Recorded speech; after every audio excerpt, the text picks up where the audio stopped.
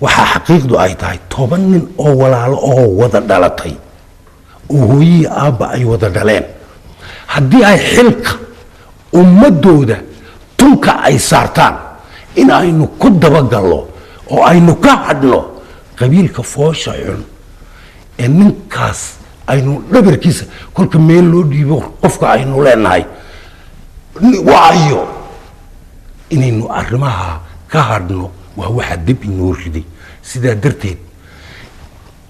ummad keliyaynu nahay qoys keliyaynu nahay ummad shisheeye ah baynu la tartamaynaa Ethiopia weyn baynu la tartamaynaa sidaa darteed shalay toole halkii aan joognay iyo wixii la inagu dhaliiliyay barnaamijkii dabada daloola ee caynka ahaa baa maanta rag inaga aynu dhalay ubadkeenii caruurteennii inta ay ka gubteen ka dhiidhiyeen ayaabay dadkii caynkaa inagu dacaayadiinaya maanta ay inaga waayo aragnimo iyo waxbarasho ay inooga soo doontaan dacalada webiga goday waad aragteen waxa ka socda ee laga beeray biyo xidhannada waddanka laga sameeyey mashaariicaha ka socda war waxaan idin idhi waa naftoodii bay horeen halgam habeen ma huba anigu inay wakhtiba u helayaan reerahoodii caasaskoodaba inay wakhti u helaan lagama yaabana oo ismilihii wakhtiba u helaan sidaa darteed xaqiiqdu iyada oo sidaasiya haddii ay jirto bal wax dhaliiloo cad ood qabtaan miiska soo fadhiista annagaa idiin ballan qaadayna annagaa idiin ballan qaadayna si ilbaxnimo ah u kaalaya aynu wada hadalno aynu isqancinno haddii kale dacaayadda foosha xun ee aan waxba ka jirin ee aada meelaha la socotaan ee qabaa'ilka ah inaad ka waantoodaan cumar dool si gaaran walaalow kuula hadlayaa 2 ninoo isku da-aynu ahayn isku arday baynu ahayn dalkeennu shalay markii aad ka tagtay halka uu marayay waad ogeyd adigoo caynkaasadaadana North America aad ka timid magaaladii Jigjiga siday ahayd waad ogeyd then haddana waad noqotay bal intii muddadii yareed eed noqotay isbeddelka ku dhacay iyo waxa la qabtay fadlan dhaleecayntu ma fiicne in meelaha la iska dhaleeceeye kamaan soo dhig waxaad hayso aynu wada hadalno miis korkii aan ku wada hadalno ragil maadeera oo tol ah oo wax isqancin kara oo is-aaminsiin kara ayaabaynu nahay wixii khaldana ee jira waa lagaga garaabi khaladka aad laakiin macno la-aanta ah ee kutuli kuteenna ah ee qabaalna caybka ah ee ummadda cuqdada kala gelinaya walaalu nin weyn baa tahay oday baa tahay wakhtigaad ummad hogaamin lahayd baa taagneyd arrintaa walaalow aniga oo saaxiibtinimo iyo tolnimo intaba kuula hadlaya dhallinyarada yaryar ee aan waaye aragga ahayn ee samatar amiin uu ka mid yahay eed walaalow hadallada khaladka aad ku shubaysaan ka daaya adigii inta kula midkii inamada dhallinyarada ah een dalka waxtarkiisa iyo halka uu ka soo kacay iyo halka uu maanta marayana aan ogeyna xaqiiqda si fiican wax ugu sheega waxa weeyaan qofka in aynu cidduu u dhashay maaha waxa uu qabtay aynu siino uu leeyahay aynu gacan midig ku siino oo aynu ku garab gallo ayaabaa la inooga baahan yahay waajibaadkeennuna waa kaa marka anigu qof weyn baan ahay dowladda Xayli Silaasi mushaar baan ka soo qaatay dowladdii Dargiga mushaar baan ka qaatay iyaadhigta mushaar baan ka qaatay nin waddankiisa aan meel la ka qabanin hore iyo dambeetaba baan ahay sidaa darteed aynu wada hadalno waa aynu heshiino waxaan idin leeyahay horumarka waddanka indhaha ha iska tirina haddii aad qabyaalad un wadaana haddii qabyaaladii halka ay maanta ummadda soomaalida soomaali weyn baad ku qosqaydan lahaydeen innaga kooxda cabdi maxamuud cumar uu hogaaminayey ka hor halkii aynu maraynay baad ku tusaale qaadan lahaydeen war haddii uu qabiil wax taraayo waad aragteen sidaa darteed ummad dhalinyaro fiican oo hoggaan wanaagsana ayaabaa inoo kacay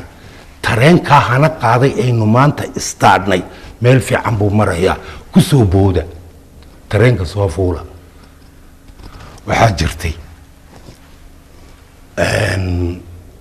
malas zinaawi waxaa ku kacay wakti ururkiisii TPLF-ta raggii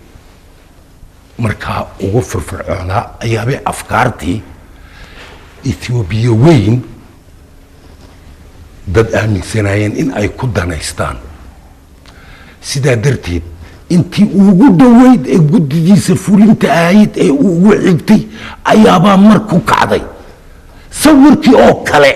yaa innagana ina soo maray oo caynkiisii una guddigii fulinta ayaabaa mar ku kacday cabdi maxamuud cumar tactic iyo istaraatiijiyad ayaabuu ka baxay tii oy ummado kale dabada ka riixayaan guddiyooyinkaas tactic iyo istaraatiijiyad buu kaga baxay sidaa darteed waxqabadkiisa iyo kartidiisa iyo ummaddiisa oo aaminsan oo waxa uu qabtay arkaysa ayaa ku gacan siisay kuna guulaystay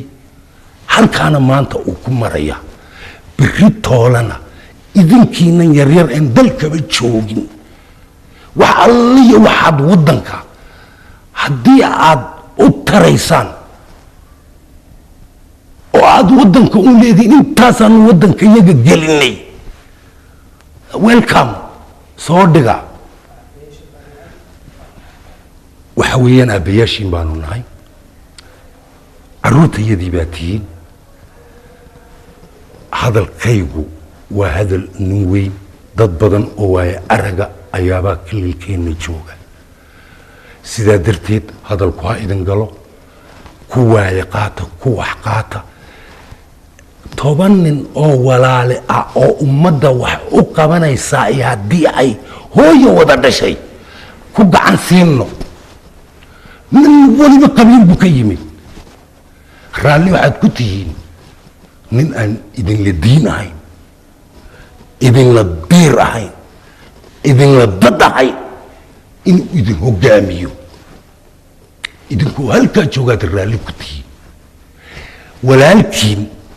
oo idinla dhashay oo idinla diir ah idinla dhaqan ah oo idinla diin ah oo aad fac wadaagtaan na waxa aad leedihiin waa qabiil war waxa caqliga gala nin dhagax dhalay oo aan qabiil ahayn soomaali kuma jira aynu xaqiiq iyo waxqabad ka wada hadalno taasaa inoo dan ah markaa ubadkayagii baa tihiin dhallinyaradii baa tihiin saaxiibadii baa tihiin soo dhowaada waxaan aad ku jirtaan ka baxa wax alliya waxaad ummadda wax yeeli kartaanina oo tareenkaas socda iyo ummaddaa saaran aad turanturo ku noqon kartaanina haddaad iska dhaadhiciseen idinkoo ameerika jooga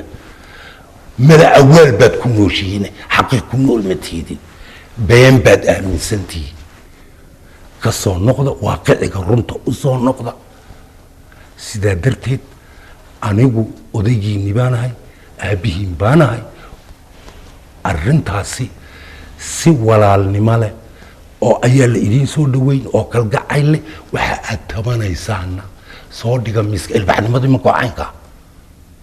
haddii ummad kala dabada idinka wada iyo cadow shisheeye nida waa sideedoo shalay toole cadowgii la soo hubeeyey umulaha dooxayey hablaha waxaad maqlayseen ku samaynayey kuwiiba dee maanta halka ay ku nool yihiin iyo sida ay yihiin waad ogtihiin wax alliyo waxaad maanta kaga gadisantihiinna ma jirto haddii aad qori helaysaan dee wad soo qaadan lahaydeen oo waad ku dhufan lahaydeen laakiin waxaad ogaataan security-ga maamulka iyagoon damaanad qaadayna annagaa damaanad qaadi annagaa ku daba socon ifka inta aan ku noolaa weligii iyo allahay ima soo marin noloshan xornimadan barwaaqadan maanta jigjigi iyo nawaaxigeedii ummadda kililka soomaaliyeed ay marayso weli wax isoo maray ma aha waxaanan ka filayaa ta'amur bay yidhaahdaan axmaaradu ta'amur baana weliba ka filayaa in ay waa wax aadan filanayn oo aad iyo aad ama surprise oo kale marka surprise baan ka filayaa in ay dowladdeennani ummaddeeda ay berri toolana u wado sidaa darteed waxaan idin leeyahay tareenkaa ka dhicina ku soo booda halkii lagaga dhacayay ma aynan gaadhin mabda iyo ujeeddo iyo higsi iyo yool ayuu leeyahay kililku tareenkuna halkaas ku socdaa mana ka joogsanayo haddii dad diba socodahoo sida axmaarada iyo oromada ka hadhadasha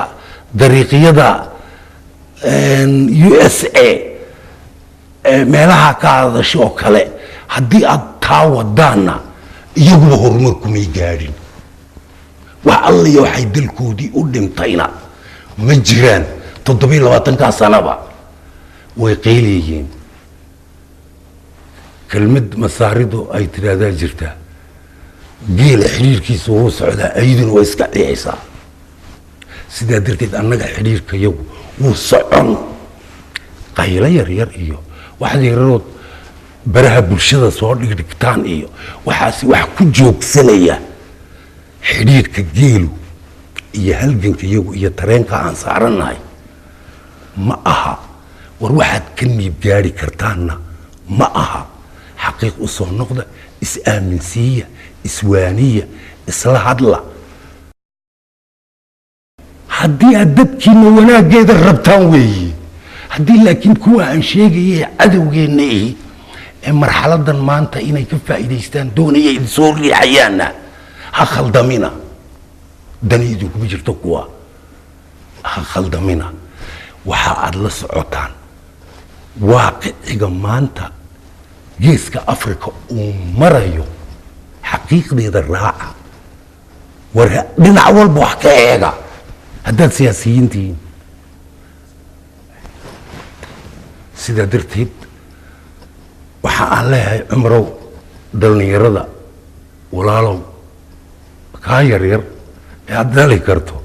mal awaalkaa laga daayo intiina wax garadkii ee meesha joogtaana dhallinyarada la hadla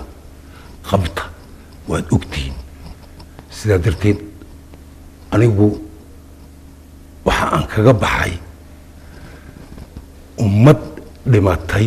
jasad ahaan iyo jir ahaan iyo maskax ahaan hogaamiyaa u kacay wayna ka baxeen maanta waxaan idin leeyahay tareenka ku soo bowda